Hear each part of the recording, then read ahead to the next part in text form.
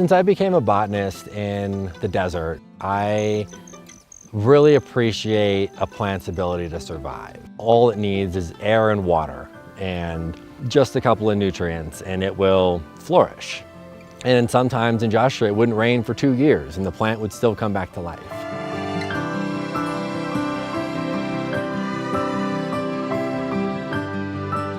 My name's Mike Bell. I'm a biologist with the National Park Service for the Air Resources Division.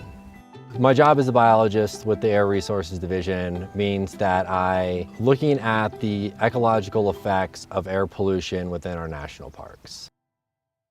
So I find my job to be important for the parks because a lot of times if you were to go out into the park and say, "Hey park, how you doing?" The park couldn't answer you, couldn't say, "I need a little more water, it's a little dry out here."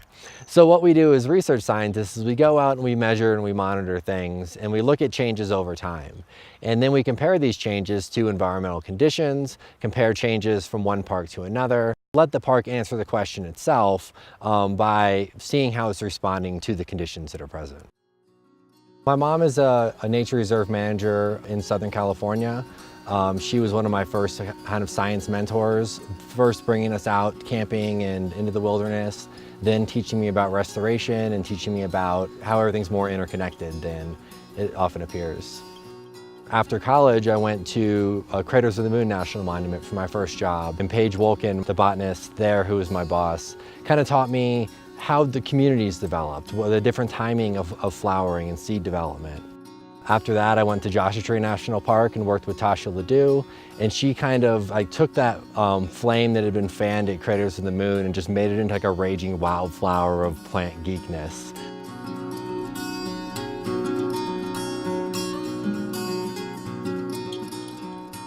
Since I've been a kid, I've always kind of been that adventurer, outdoorsy, explorer type of person. Back when I was a kid, I didn't really realize that I could do this stuff for a job.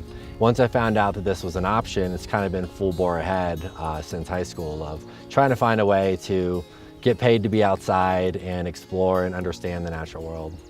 I think most kids are kind of born curious or born with that scientific interest of what's this, what's that.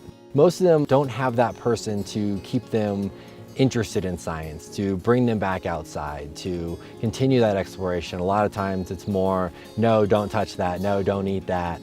And it takes a lot to fight back against that when you're a kid. If you want to be a scientist, you don't have to be in a lab, you don't have to wear a lab coat. You can stick your hands in the dirt.